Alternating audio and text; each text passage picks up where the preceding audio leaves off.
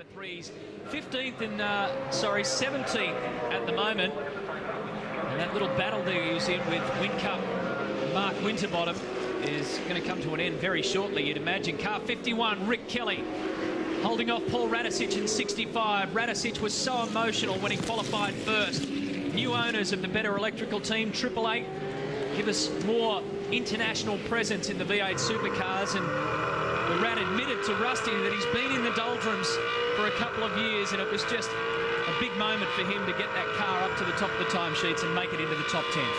Qualifying prior to yesterday's shootout, as we look at the control down there, was one of the best sessions that we've seen, with just 3/100ths of a second covering the top 3, which was Radicic, Scaife and Ambrose. Rusty, can you update us on this one? Matty, I've just had a word, and Neil, I should say, just had a word to Wally's story. Some confused faces down here. Cameron's reported that it's an oil smoke of some kind. They don't think it's power steering related. They think it is coming from the engine, and you can feel the disappointment in the Lansvale racing team here. They had a successful test in the build-up to this round. McConville and Tim Lay were fairly evenly matched, and this is not the way they wanted to start the Sandown 500. Yeah, it's getting tougher and tougher for teams like Lansvale Racing, with the development budgets and the spend on these cars going up and up. I was talking to Wally Story yesterday, the chief engineer. He's probably looking forward to the introduction of the Holden Motorsport engine, which under these project blueprint rules has minimum weights for things like crankshafts, pistons, rods. He said for the lower budget teams, that's going to help them be more competitive. But he said at the moment, it's just a big buck spend, and they're not keeping up with the push. Encouraging pace from this car, the Radicic car in 4th position. Talked earlier about the elation yesterday after they ended up sticking it on pole for a pure qualifying before the shootout. It's a terrific performance, and his teammate Dean Canto has also been getting along pretty well. So the order at the moment is Ambrose from Todd Kelly, Rick Kelly in position 3, then Radicic on screen, followed by Jason Richards. A bit of a margin behind this group. Whoa, that was in front. Oh, that's Seaton gone in front of Andrew Jones. Just caught the end of that. More to unravel there. There was no contact with anyone. And car 6 goes. Oy. Some sort of unusual problem, maybe at the rear, or a locked rear brake. He's done that at turn 2, spun him across the face of 3. Obviously no damage done, and off he goes again. It's not been a good day for Ford Performance Racing. I'll continue with that little explanation. Jason Richards, Stephen Ellery, Jason Bright, Jason Bargwana, Brad Jones in 9, David Bernard 10, Cameron McLean in the 2nd Kmart car. Then Stevie Richards, we know he's a good racer, and despite the tough qualifying, he's up to 12th. Dean Canto, Greg Ritter, Jamie Whincup, Craig Baird, Mark Winterbottom down to 17th, so he's lost a lot of ground. Adam Macro, and we scroll through the abbreviations for you there with the 2 driver pairings and their margin behind leader. Well, as we expected, this was going to be a fight at the top, certainly in terms of outright pace, between the Ambrose Ingle Falcon and the Scaife Kelly Commodore. And the timing screen is telling the story. A 1:12.18, the quickest time from Ambrose. Kelly's just brought it down again, a 1:12.03. So these two are trading fastest laps within a 10th and often 100th of a second of each other. And the first split of this particular lap, the first split for Ambrose was a 45.1, and for Kelly it was a 44.5. So Kelly continues to eat away at the leader's margin. He's got it down now to 2.2 seconds. 12.8 on the last lap for Ambrose, 12.1 for Kelly. That's almost a polluted lap time, like a traffic-involved lap. Ambrose still leading this one, 2.2 seconds, the lead over Todd Kelly. Holden Racing Team car won a brand new VY Commodore, built to the latest blueprint specification in every way, except they're using the older 18-degree Chevrolet engine. It's a more conservative strategy, certainly on Scaife's part, because he's still in the battle for the championship. Bernard's leapt up a lot here because he qualified down in 23rd, and he's torturing Bradley at the moment in this battle for 9th and 10th. He's got the lights on and he's showing a bit of pace and aggression. Look at those last 4 laps between Todd Kelly and Ambrose. Kelly chomping away at that lead. 2.2 seconds. It was out to 3.7, 3.8 at one stage. So Kelly's got the hammer down. It's a good race car. Scaife and Kelly very closely matched in terms of their setup and driver performance. We've done some recalculation, and the race started 20 minutes late. We said before it could potentially be a timed race that concludes at 4:45 Eastern Standard. In lap terms, we reckon about a 145 lap race. and 1/3 distance, which is what the B driver would be potentially able to do, would be 49 laps, and the maximum distance that any driver we do, we're calculating to be 96 laps. Typically around Sandown, you'll get out of 120 litre fuel load, usables usually about 115 litres, you'll get in the order of the high 50s, maybe 60 laps. So we've got a long way to go in this motor race. I think everybody forgets 364 days on just how long these races are and how important it is to buy yourself a ticket to the end game. Stone Brothers racing, watching on. There's Jim Stone in the foreground, Campbell Little, the data man in the background, and they're two very important instruments in the speed coming from these Stone Brothers Fords.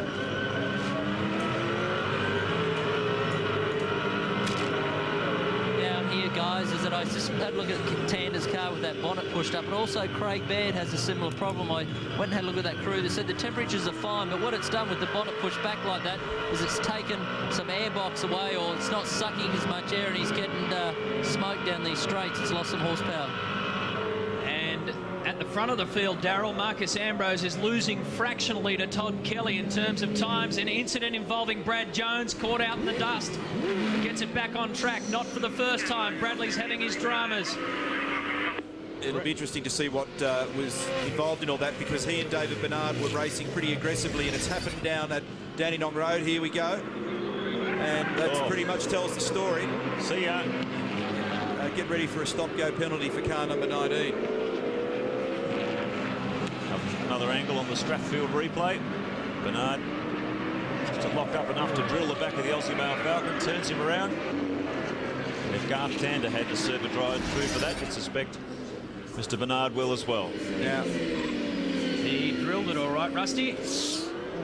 We'll keep an eye, Matthew, on whether that drive-through does happen for Bernard. But I spoke to Owen Kelly prior to the start of this race. He is much happier. Both he and David are much happier with this car. They've had a torrid run both on Friday through practice and during qualifying yesterday overnight. They upped the spring rate in that car. They've tried to dial out some of the understeer problems they've had.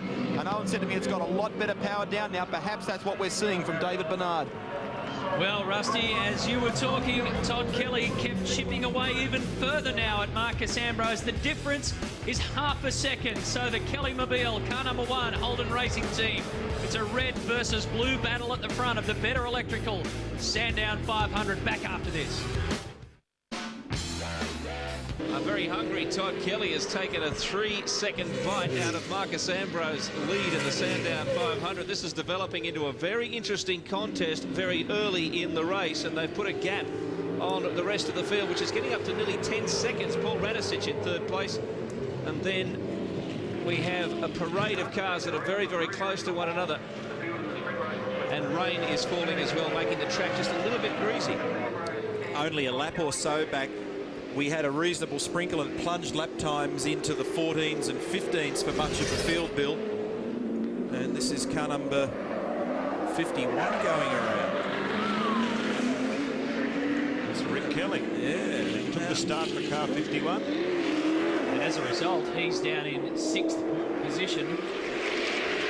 And this is the result of David Bernard coming to grief with Brad Jones. He's now served his drive-through penalty and rejoins the race. Car number 19 now down in 26th position. The pace has normalised a bit again now, although Ambrose is getting onto the back of some more traffic. But it became very apparent very quickly as soon as there was even a sprinkle of rain, guys. The number 1 HRT car had tons of pace over the Ambrose car for some reason, just in those slightly greasy conditions. So it must have a little bit more feel in that car, and its setup is a little more conducive to that. We're kind of getting more answers about the HRT car than we are about the SBR car, because we know that this car has been hot to trot, absolutely, for over the last 6 rounds of the championship, and especially since Friday here. It's been blowing them all away. His lap in the shootout, I mean, the word up and down pit lane was, did you see that? He did it easy, and he was 4.4 of a second quicker than this car. Now under race conditions, we're getting answers back from car number 1 that it's good to go in this race over 500 Ks, and Todd Kelly has fought back from a dodgy start to be really putting pressure on Marcus Ambrose. The gap now 0.7 of a second. Greg Rust in pit lane. Matty, Greg Murphy's been watching that monitor pretty intently. Your thoughts on that clash with Paul Radicic? don't know if it was a clash. It was just Paul driving into the back of Rick and turning him around. So I hope the stewards have been penalising people today already for driving into the back of people. So I hope they stay consistent and do the same to Paul, because, you know, I don't know what he thought he was doing, because it wasn't a passing manoeuvre. He's just driven in the back of Rick. Quickly, have you spoken to him? He's back on, but he's lost a lot of track position. Yeah, he just said he was trucking along and he got a whack from behind. So, you know, it's fairly clear what happened. Thanks, Murph. Yeah, cheers. Yeah, it actually fooled a few of us. They just came out of nowhere, and it didn't look like they were in such an aggressive scrap. But Rick is back in position 6 at the moment. So in terms of track position, not too bad. But I reckon the spotlight's going to be on Radisich, and the stewards will be currently looking in race control at that incident. Well, we'll give you a turn 1 view now, and you can see the gaps as they come past. You can see the distance already gone as Ambrose and Kelly went through. Car 44 is position 4. The INXS car is a back marker, so Jason Richards goes through. He's 10 seconds behind our race leader. Interesting watching the lap times of those top 7 cars. There he is.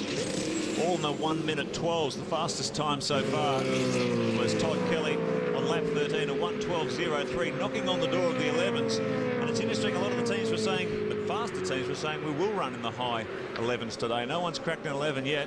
Conditions are not ideal for it at the moment, and you'll probably see maybe later in the day, if it stays a dry track, Mark, as it rubbers up a little bit and you burn off a fuel load, you may get to those sorts of numbers, but I don't think it's going to happen right at the moment. That was ugly. It's actually stabilised a bit. It's drifted back to the mid-12s. 1:12.03 on full tank of gas for Todd Kelly. Now they're running in the mid-12s. Grant? Yes, Mark Larkin qualified 17th. Jason's in the car at the moment, running 8th. You must be pretty happy with that. Yeah, we are, Grant. I mean, I think it just goes to show these events you've got to stay out of drama. There's been plenty of drama happen already.